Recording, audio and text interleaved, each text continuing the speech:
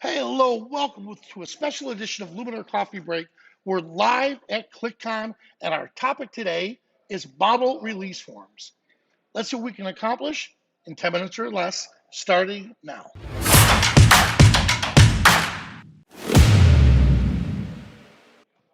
Hello, everyone. I'm your host, Vanelli. Now, I'm here live at ClickCon.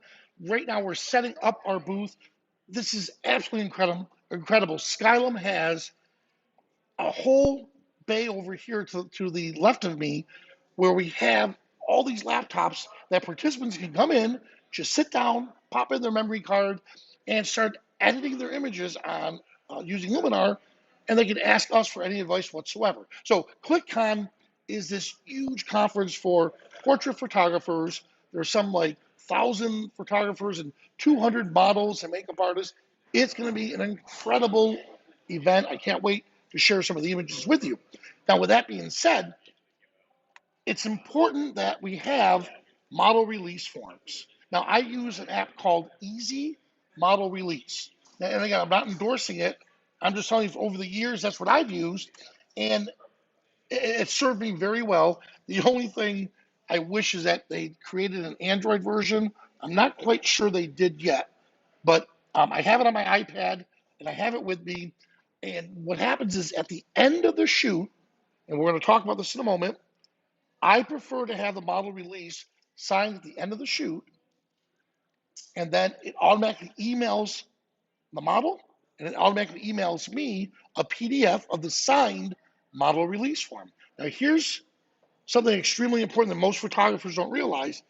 You have to give the model a copy of the release. Otherwise, it's not a valid contract. Now, keep also in mind, everything I'm talking about is based out of the US. So I'm not 100% certain of what the laws are overseas where our friends across the pond. But here in the US, in order for you to actually have the rights to these images, I have to have a release form. Now, the model themselves has to get a copy of that release so both of us have that copy. Now, what do you do with that copy? Well, you could file it, traditionally print it and file it in the cabinet. What I like to do is put it in the exact folder that I did the photo shoot with. Now, the reason for that is every time you photograph that model or subject, you have to get a new release form. So it's not like a one shot take all stuff where the model signs one release form and it's good for every time you photograph them. The moment you photograph the shoot, you need a new release form based on that shoot.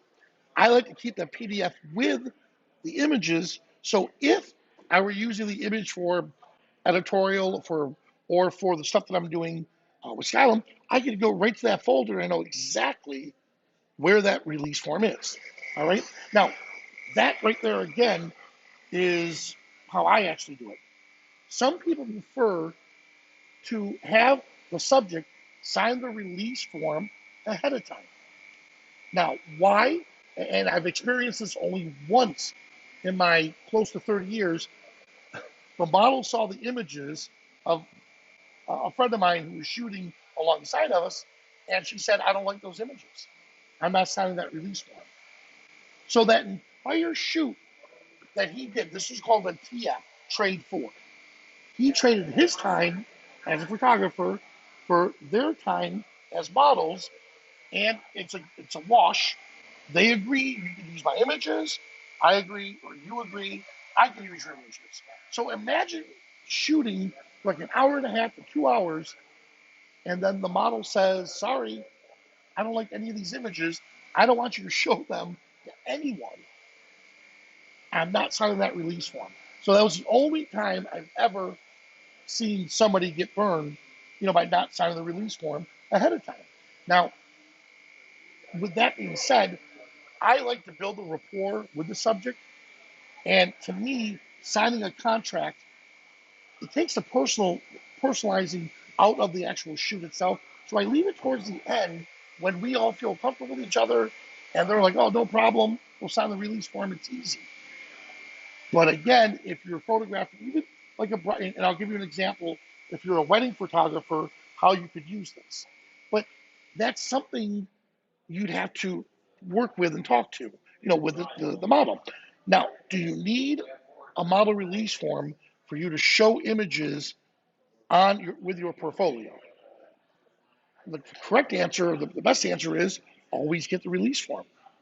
Get that model release form. If you want to show images in your portfolio, make sure that the person signs a release and they feel comfortable with that.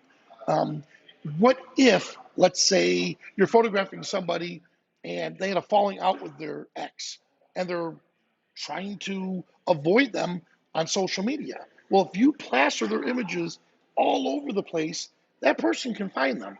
So that's why it's important, if you have an understanding in the very beginning, hey, look, I'm going to use these images for online portfolios. If somebody wants to purchase one of these images, I have the right to purchase them or sell them this image. Are you okay with this? Every time that we've done a free shoot, the model always says yes, as long as I get the images. Great. And I tell the model the same thing. If you have a chance of selling those images, it was a collaborative shoot. You can do what you need to do with that image, with those images. I'll do what I need to do with my images. We're a partner in those. Now, a lot of photographers, I know you're going to write these nasty comments on saying, I'm the photographer, I'm the artist. So is the model. So if it's a collaborative shoot, the model and the photographer own those images. If you don't want that, if you want to own the images on your own, then it's a work for hire. Pay the model a few $100 and give them the money. Say, great, this is a work for hire. Now you own those images. They have no rights to them. All right. But you still have to sign a model release form. All right. So I'm going to stick around in the chat pod. And for the next 10 minutes or so, if you have any questions about the model release forms, please let me know, and I'll do my best to answer them. We had Jack Krasnicki, part of the copyright zone. He was on earlier today with our AI insiders. And if you own Luminar AI, join AI insiders. It's free. Join it. Watch the replay. Jack talked over an hour about copyright, how to copyright. I'll rephrase it. How to register your images. From the moment you take that picture, that image is copyrighted to you. You're the photographer. You need to register it for it to be, if somebody were to steal your image, you need it registered for you to file a cease and desist to using that image itself. But Jack brought out a really good point. He said, why is it that when photographers have a question on the law, they ask other photographers? Would you ask a photographer, hey, I have a toothache, what should I do? They're going to tell you they're not a dentist. Go to the dentist. Same thing when it comes to legal. If you have a question, ask a lawyer, hey, what can I do? Somebody is using my work without my consent. What are my options? Make sure you see a lawyer. What I'm giving is a general outline of, like I said, that release form. That's the first thing they're going to ask you is, hey, did the model sign a release form? Yes, they did. Here it is. Great. Now let's go from there. So again, I'm not a lawyer. I've been around for a long time. I can answer most of the basic questions, like where do you store your model release forms? How to make the model feel comfortable signing it? When do you need a release form? If you're a wedding photographer, and let's say the bride and groom, they really can't afford your rates 100%, you could say to them, hey, look, if you let me use your images for my social media or for advertisement, I'll give you a discount. I need you to sign this release form. And there you have it. So those are different ways you could use that to your advantage. All right? So I'm going to stick around for 10 minutes. If you have any questions whatsoever, please let me know. All week long, Angela will be joining me, my co-host.